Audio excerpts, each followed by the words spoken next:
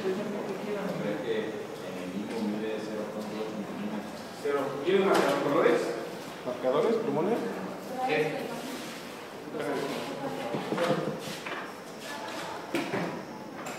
En el Ecuador mide de 0.4 a 0.5 milímetros. Y en la parte posterior a la inserción de los tendones musculares tenía 0.3 milímetros. En la incisión de los ¿qué? De los tendones musculares. Ajá. En la parte anterior mide 0.6 milímetros. 0.6.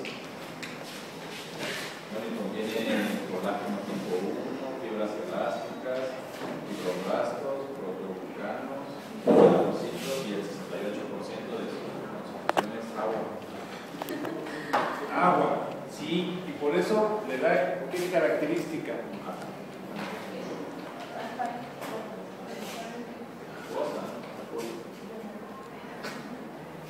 ¿Quién dijo transparente? ¿La esclera es transparente? No. Solo en la parte de la córnea.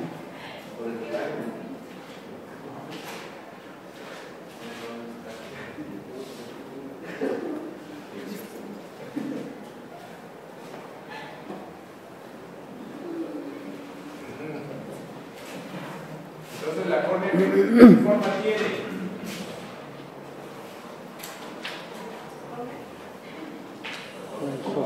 Esclera. La esclera tiene una forma de una esfera, ¿verdad? Las quintas, sextas partes posteriores de una esfera. La quinta parte anterior se corresponde con qué? Con córnea. ¿Qué zona?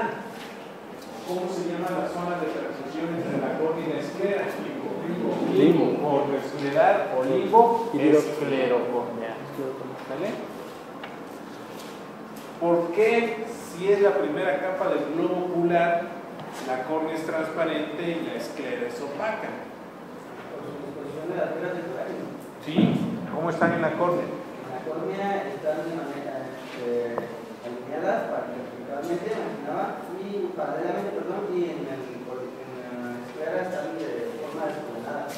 Entrelazadas, se cruzan. Primera, ¿qué? Primera culpa o primer factor que la córnea sea transparente y la esclera opaca. ¿Qué otra cosa condiciona esto? Que la esclera sea opaca y la córnea transparente. No hay pigmento. ¿En dónde no hay pigmento? En la córnea no hay pigmento. ¿Y en la esclera hay pigmento? Sí. ¿En qué capa? ¿Lo menciona? En el estroma, Entre el estroma y la esclera, que está la lámina fusca, también la lámina fusca está, que es la tercera capa que está en contacto con la coromis. ¿Qué otra cosa hace que la córnea sea transparente y la esclera sea opaca? ¿Cuál? Los vasos sanguíneos. ¿Qué vasos sanguíneos irrigan la córnea? La córnea es avascular, por eso es transparente. No tiene. La esclera tiene vasos, sí. ¿En dónde están? En la epiesclera, ¿verdad? ¿Qué vasos? Los ciliares posteriores. Y anterior. ¿Qué otra? Las arterias ciliares anteriores. Eso condiciona que la esclera sea opaca y la córnea transparente. ¿Qué función tiene la esclera? Protector. Protección. ¿Protección a quién? Del globo ocular, de las estructuras A las internas. estructuras interoculares. ¿Qué otra función?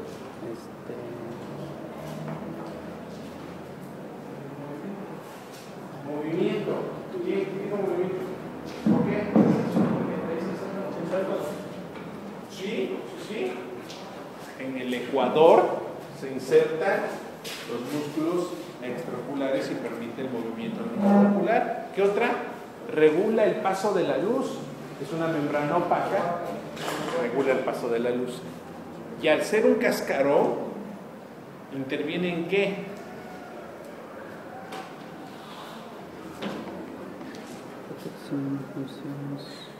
Regula la temperatura también y le da un tono al globo ocular. ¿Cuál es la presión intraocular del globo? Presión. La presión intraocular. ¿De dónde a dónde va?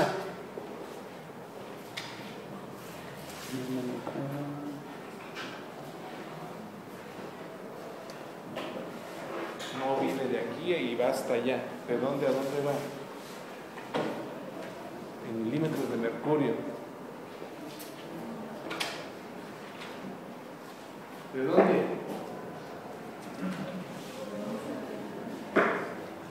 De 11 a 21 milímetros de mercurio la presión intraocular. ¿Qué consistencia tiene el globo ocular? ¿Han tocado un ojo? ¿Sí? ¿Qué consistencia tiene?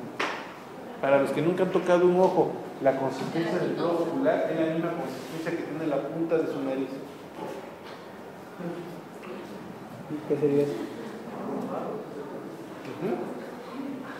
Obvio, si está con la presión elevada va a estar más ocular. ¿Qué más de la esclera, doctor? Mira, llegaste allá. Es una membrana fibrosa, constituye las 5 sextas partes posteriores del globo ocular, tiene forma de una esfera hueca. Está compuesta por fibras de colágeno, fibras elásticas, fibroblastos, proteoglicanos, melanocitos. Y presenta 3 capas, lo que decías, ¿no? La esclera, el estroma y la lámina fusca. La lámina fusca tiene o predominan los melanocitos.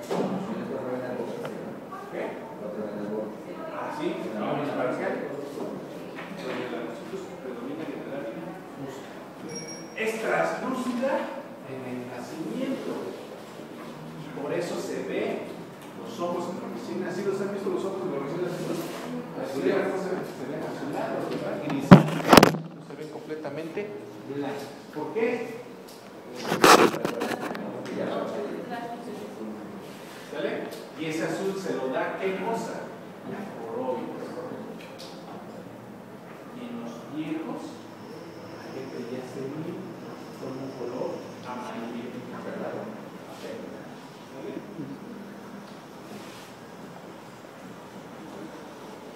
Presenta orificios por los cuales pasa, entra o sale el paquete ácido. Los vasos sanguíneos y los nervios. La esclera en el sitio de la presenta una superficie externa, Una interna. presenta una superficie interna, una abertura anterior que se continúa ¿con quién? Con la córnea. Con la córnea, y una abertura Posterior que se continúa con el nervio óptico. o se relaciona con el nervio óptico.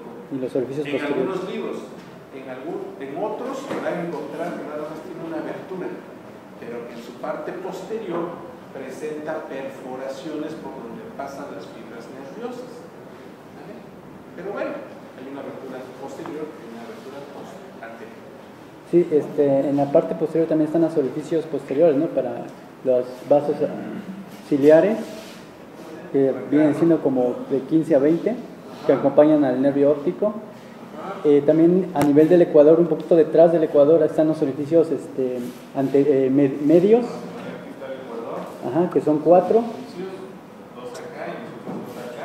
Y en la parte anterior serían los orificios anteriores que están después del ecuador, que viene siendo como 6 a 8 para las arterias ciliares, la linfa y nervios. Bueno, entonces presenta una superficie exterior, una superficie interior, una abertura anterior, una abertura posterior. La abertura anterior se continúa con la córnea y en su periferia está el limbo, ¿vale? Que se corresponde en su parte interna con la malla trabecular y con el canal de Sí. en el ángulo írido Corneal. Presenta Orificios. diferentes espesores. Es más delgada a nivel del ecuador, sitio de inserción de los músculos extraoculares. Por eso una complicación en una cirugía de estrabismo es que perforemos el globo ocular. Nada más es medio milímetro. Le sigue grosor en la periferia, que mide aquí 0.8 milímetros, y es más gruesa la esclera en su parte posterior, que llega a ser hasta de 1 milímetro. ¿Sale? ¿Qué más? La lámina, la superficie exterior, se continúa en su porción anterior. ¿Con quién? ¿Con quién se relaciona? Con la conjuntiva. Y en su parte posterior, con la teno. ¿Sale? Dejando entre el lateno y la esclera un espacio. Con la cápsula de Tenón menciona en esta parte posterior. Ah, ok. ¿Sale? O el posterior está acá. Y con la epiesclera, que es parte, que es la primera capa de la esclera. ¿Qué más? Sirve como punto de inserción de los músculos del ojo, protege las membranas profundas contra los impactos, controla el paso de la luz y mantiene la temperatura aquí. Debido a que es una capa muy hidratada,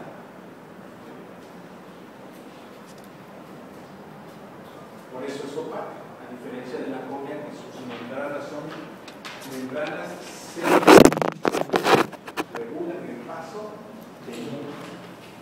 ¿La que sigue? Ahí está lo que decías, de 11 a 12 milímetros, es opaca porque está hidratada, es opaca porque está vascularizada, es opaca porque tiene melanocitos, y es opaca porque las fibras de colágena se en forma de sombra. Intervienen muchos factores. La que sigue se relaciona por atrás con la cápsula de Tenón, separado por el espacio supraescleral. Se encuentra perforada por orificios, los orificios anteriores, los medios y los posteriores. La que sigue, por los anteriores pasan las arterias ciliares anteriores, las venas y los conductos linfáticos. Por los orificios medios pasan las venas vorticosas, los vasos vorticosos, que son 4, ¿verdad? Visto el globo ocular por atrás, esto es el nervio óptico, y aquí están las vorticosas. Una superior, medial o temporal, una superior medial o interna o nasal, una inferior nasal o interna o medial y una inferior temporal, lateral. ¿Saben? Las venas vorticosas. Y alrededor del orificio que corresponde al paso del nervio óptico encontramos otros orificios que son de 15 a 20, por donde pasan los la que sigue, ahí está. ¿Qué ojo es? ¿Derecho o izquierdo? Derecho. Derecho. ¿Por qué derecho? Porque es medial del. Ajá. ¿Qué es medial de este lado? Es izquierdo. Es izquierdo, ¿por qué? Porque estamos viendo un corte de parte. En la cara posterior es globo ocular. Estoy viendo al paciente así. Sí, es derecho. Es derecho. Es medial y por qué lateral. Pero si no tuviera eso, ¿por qué es derecho? ¿Qué músculo? No, ¿El de arriba?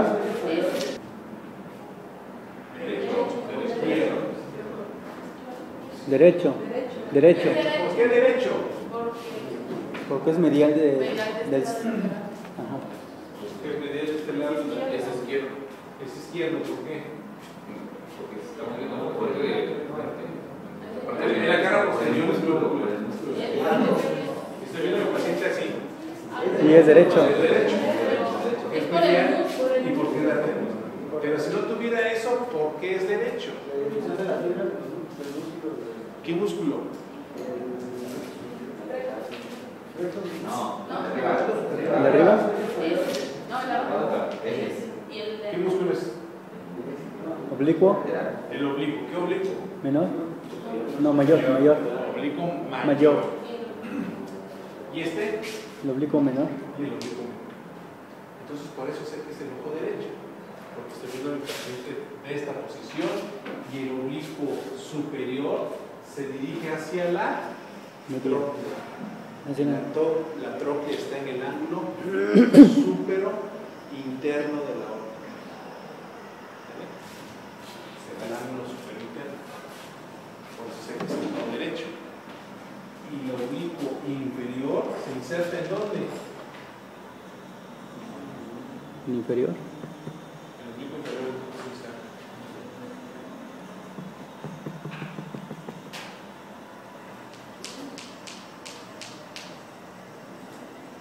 En el piso de la órbita. Y el otro punto de inserción es en el globo ocular, en la esclera, en el lugar que se corresponde internamente con la mácula.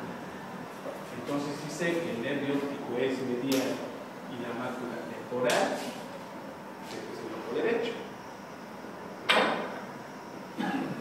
Nos dejen guiar porque dice medial, dice lateral. Vean. ¿La que sigue? La superficie interior es cóncava en relación con la lámina fusca o la tercera porción de la esclera, y por ahí caminan el paquete vascular. Y la abertura posterior es el punto por donde penetra el nervio óptico. Para algunos es el sitio de inserción o por donde entra el nervio óptico, y por otros es el punto de salida del nervio óptico, ¿verdad? Pero bueno, y ahí viene situado en el cuadrante súpero interno, o sea que es medial respecto a la que sigue.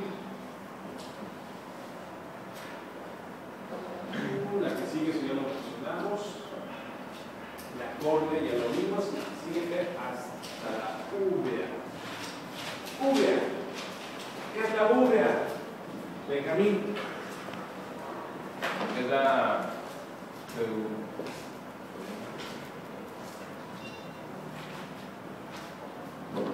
segunda capa, la tercera capa del globo ocular, y que va a estar compuesto por lo que es el iris, el cuerpo ciliar y la coroide. Ajá.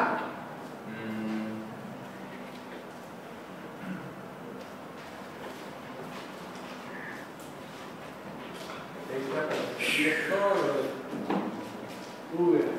¿Qué más?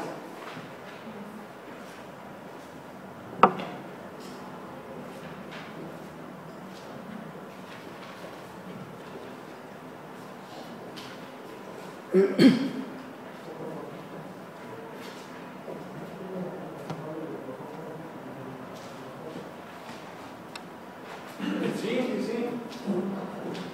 ¿Qué más, doctor? Bueno, es la capa vascular del globo ocular. Puede dividir en tres partes. Una, la más posterior, es la coroides, de la cual va a estar, va a ser en la parte posterior. La que le sigue sería el cuerpo ciliar, que va a estar separada por La parte posterior. la coroides propiamente. Un poco antes de llegar en la parte anterior, se encuentra el cuerpo ciliar o la zona ciliar, y la parte más anterior sería el iris. donde va a estar perforado por, bueno, ahí se encuentra el iris y, sí, en la coroides, bueno, es la más anterior y es la que tiene... La coroides es la más anterior. Pero la más posterior, Bueno, entonces empezando por la cuerpo ciliar, me gustaría. El cuerpo ciliar dice que se divide a su vez en dos partes. Una parte es la muscular o la parte muscular y la otra parte es el proceso ciliar, que viene acompañado de vasos, de arterias y también trae algunas otras pocas células musculares, pero básicamente la parte más anterior es la parte muscular de la zona ciliar. Posterior al proceso ciliar, la coroides, bueno, esta capa se torna perpendicular a la dirección de la coroides y forma un tabique que va a estar perforado, dando lugar a la pupila y al iris. ¿Sí? Exactamente, esta sería la pupila y ese es el iris, sí. El espacio sería la pupila. Alguien dice que el iris es una estructura circular con una perforación. Sí. ¿Y otros dicen qué? Volviendo al proceso ciliar, en este lugar tenemos a los procesos ciliares, los cuales van a ser importantes porque se van a conectar con, bueno, primero van a formar el humor acuoso, estos procesos ciliares, y a través de estas salientes van a estar conectados con la cámara posterior del globo ocular, donde van a estar produciendo el humor acuoso. Así es. A su vez,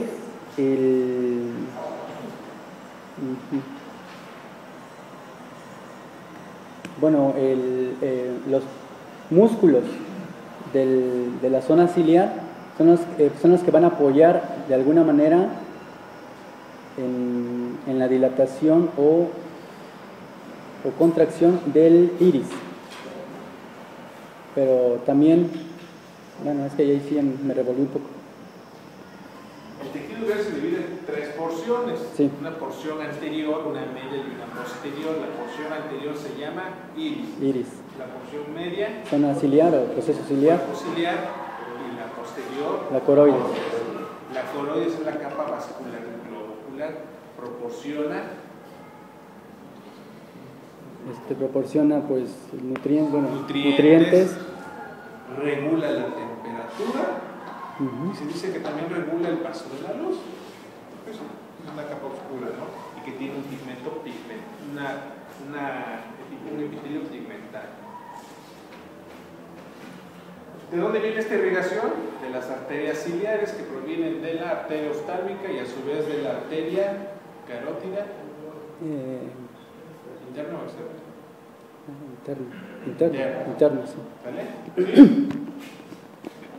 En relación con su superficie exterior con la fusca, y en la lámina, y por su parte interna con la retina. A través del epitelio pigmentado de la retina, a través de la membrana de Bruch. Sí, menciona que está adherida en la parte superior a la lámina de la coroides interna, pero en la parte de la retina, en la parte interna, digamos, de la coroides no está adherida a la retina. Con la parte externa sí se adhiere. Adhiere por la presencia de fibroblastos. Así es. Su parte media corresponde con el cuerpo ciliar, que se divide en dos porciones, una pars plana, es una porción plana, y una pars plicata, donde están los procesos ciliares. Los procesos ciliares van a producir el humor acuoso. Sí. Ese humor acuoso se drena hacia la cámara posterior, pasa a través de la pupila a la cámara anterior para drenarse en la malla trabecular y posteriormente al canal de Slane y de allá a las venas de pie escleral. Así es. ¿Vale? Sí. Y la pars plana. La pars plana, su importancia radica en que es el sitio de inserción de la sonda, pero también parte en los procesos del cuerpo ciliar en la pars plica. Por eso intervienen esos músculos que mencionaste en el fenómeno de la acomodación. acomodación. Sí. ¿Vale? Y visión Se de relaja, se contrae, se relaja. Se contrae, se relaja. Se relaja, se contrae, se relaja. Se contrae, se relaja. Se contrae. Se aboga o se aplana. ¿Vale? Y la porción anterior conocida como iris. iris. Presenta dos capas. Una capa anterior que es el estroma iridiano y una capa posterior que se corresponde al epitelio pigmentado y no pigmentado. ¿Vale? En el estroma predominan ¿qué? En el estroma va a predominar Fibras de colágeno, melanocitos. Y dependiendo de la concentración de melanocitos, le va a dar la coloración al iris. al iris. El iris, visto de frente, han visto que tiene unos circulitos y aquí hay como algo estrellado. A esto se le llama collarete.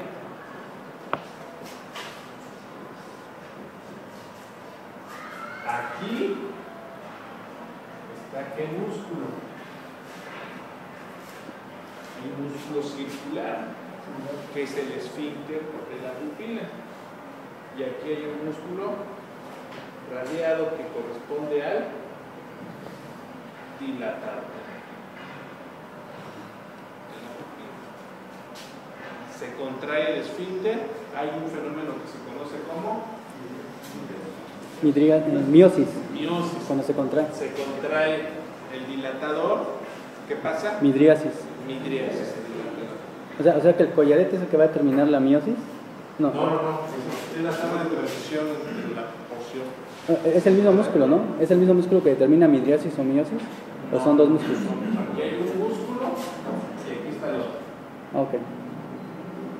Y estas zonas más oscuras, como si fuera un cráter visto de la lateral, así, son como invaginaciones. ¿Esos son los procesos ciliares? ¿No? ¿No? Los procesos ciliares están hasta acá. Están atrás. Ajá. Estamos hablando del iris. Del iris. El iris visto de lado está así. Estas invaginaciones se conocen como criptas y aquí se caracteriza porque el grosor del iris es más delgado respecto a donde no hay criptas. Y eso es importante cuando hacemos procedimientos quirúrgicos como iridotomías. Perforamos este iris para que pase el tumor acuoso de la cámara posterior a la cámara anterior sin pasar por la pupila. Tratamiento de glaucoma de ángulo cerrado.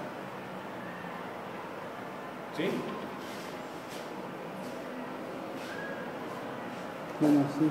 Y entonces, ¿quién inerva al esfínter pupilar?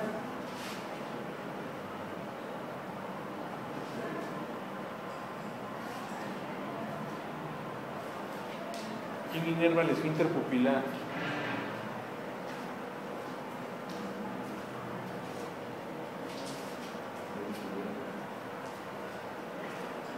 Karen.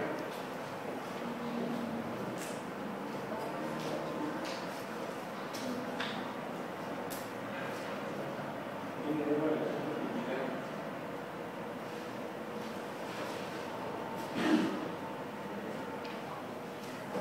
¿Quién inerva el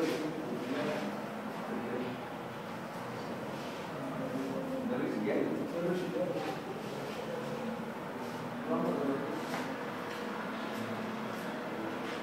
¿Quién hace que se contraiga el esfínter pupilar?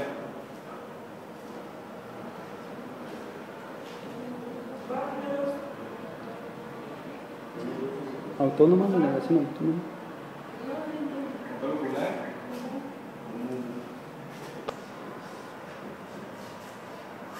Aquí está qué músculo. El músculo circular, que es el esfínter de la pupila. Y aquí hay un músculo radiado que corresponde al dilatador. Se contrae el esfínter, hay un fenómeno que se conoce como Miosis, miosis. cuando se contrae. Se contrae el dilatador, ¿qué pasa? Midriasis. Midriasis. O sea que el collarete es el que va a determinar la miosis. No, No. Es la zona de transición entre la porción. es el mismo músculo, ¿no? ¿Es el mismo músculo que determina midriasis o miosis? ¿O son dos músculos? Aquí hay un músculo y aquí está el otro. Ok.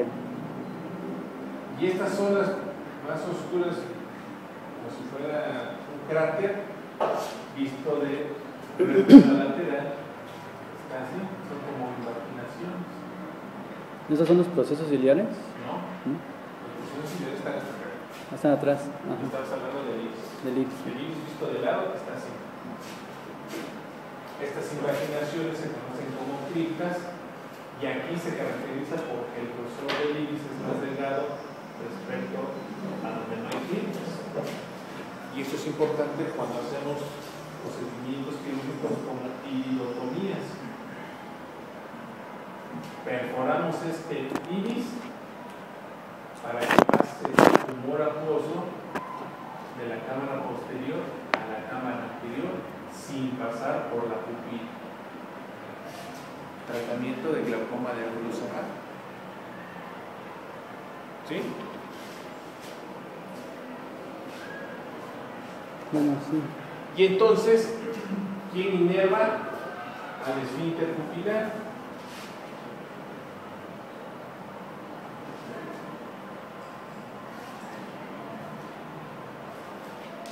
¿Quién inerva el esfínter pupilar?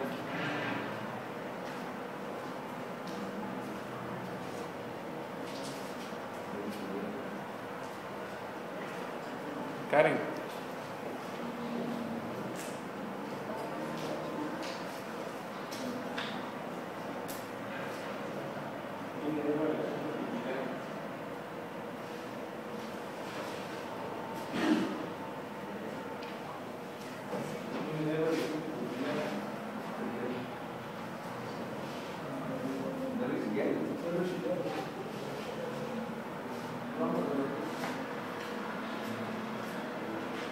¿Quién hace que se contraiga el esfínter pupilar?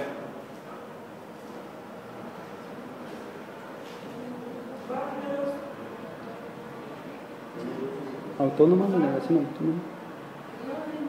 Control ocular. Tercer par. El tercer par inerva al esfínter pupilar. Por eso cuando hay una parálisis del tercer par, ¿qué va a haber? Midriasis. Midriasis. Midriasis. Y hay una midriasis no porque se contrajo el dilatador, sino porque se paralizó el esfínter. ¿Vale? Entonces, datos clínicos de parálisis del tercer par, doctora. Datos clínicos de una parálisis del tercer par.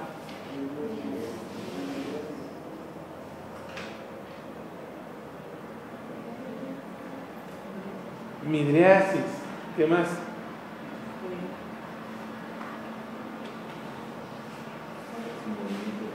No hay movimiento.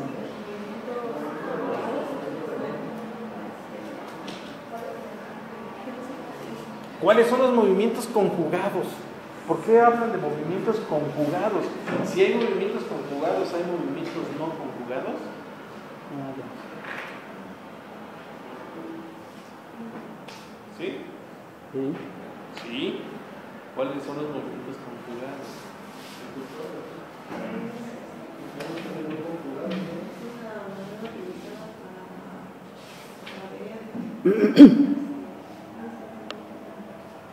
¿Cuáles son los movimientos conjugados, Benjamín?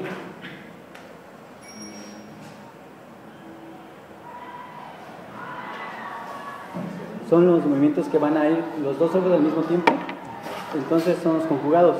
Tenemos dos tipos de movimientos, los monoculares y los binoculares. Monoculares, tápese el ojo izquierdo, ve a la derecha, ve a la izquierda, ve hacia arriba, ve hacia abajo, son movimientos monoculares, los estoy evaluando en forma separada. Y los movimientos binoculares se exploran al mismo tiempo los dos. Ve a la derecha, ve a la izquierda. No crean que nada más el hecho de que vean una película y hagan esto. Ah, sí está bien, doctor.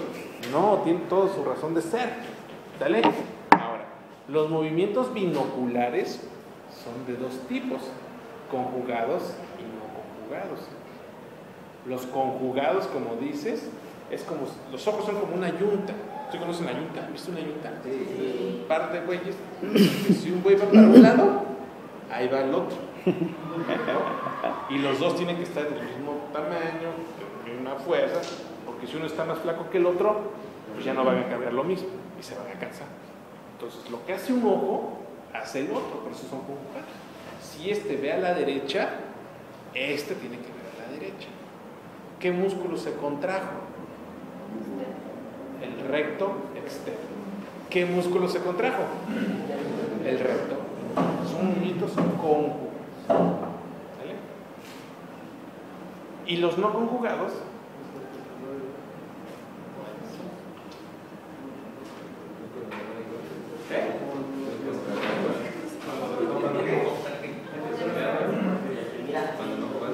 pues sí,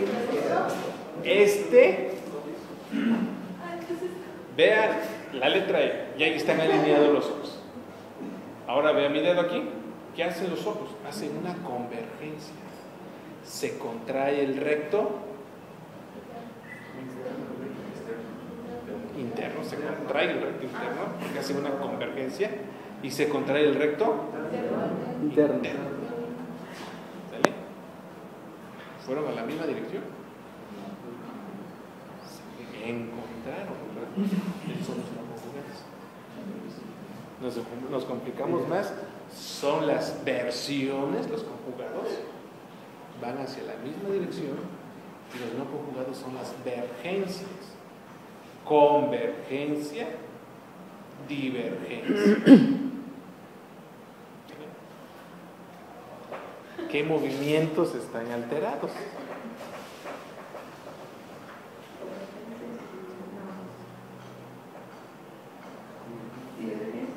Conjugados y no conjugados, los dos están alterados. Clínicamente, ¿cómo se ve mi paciente que tiene una parálisis del tercer par del ojo derecho? Va a haber midriasis. ¿Qué otro músculo inerva el tercer par? ¿Qué recto? Recto interno. El tercer par hace que el ojo se vaya para adentro. El tercer par hace que el ojo se vaya para adentro. ¿Se va a ir para adentro el ojo? No. ¿Para dónde va a estar? Hacia afuera. Hacia afuera. ¿Por qué hacia afuera? Porque el recto externo lo está jalando. Exactamente, porque el antagonista del recto interno es el recto externo. Entonces los ojos, el ojo está alineado gracias a que este jala, pero este también, pero el de arriba también, y el de abajo también, y los oblicuos también.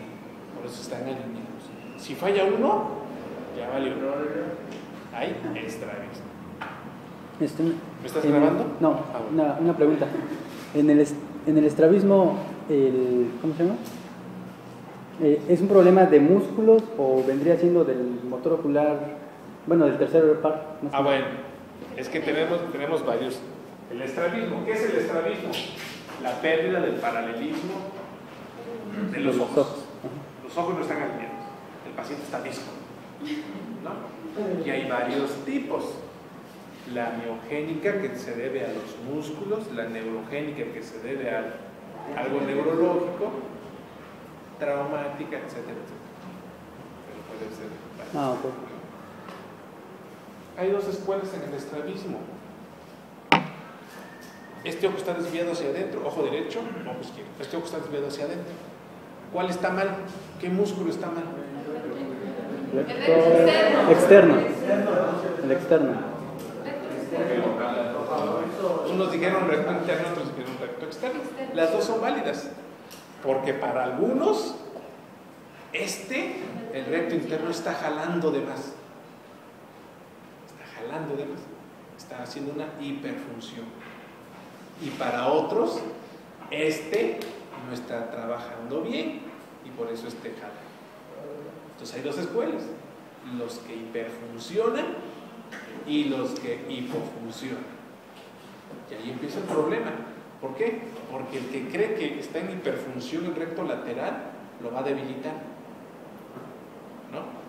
Y el que cree que está en hipofunción el recto lateral lo va a reforzar.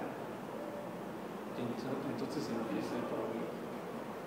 Por eso en lo personal a mí no me gusta operar extremos, porque es un relajo. A lo mejor ustedes conocen tienen algún conocido que se operó de estrabismo y por lo regular necesita 2 o 3 cirugías. Muy difícil que la primera quede. Y ahí empiezan los problemas médico-paciente. Oye, pues que usted me dijo que me iba a ver con una cirugía. Yo he visto pacientes que han operado hasta 5 o 6 veces y que llegan a que yo los opere por otra ocasión. Dices, pues este es un ojo que ya está tocado, ya todo está fibroso. ¿Y qué le han hecho? Entonces, así es de complejo el estrabismo. ¿Pero qué músculos? Típicamente mi paciente, ¿cómo va a estar? Con una parálisis del tercer par. ¿A quién les inerva el tercer par?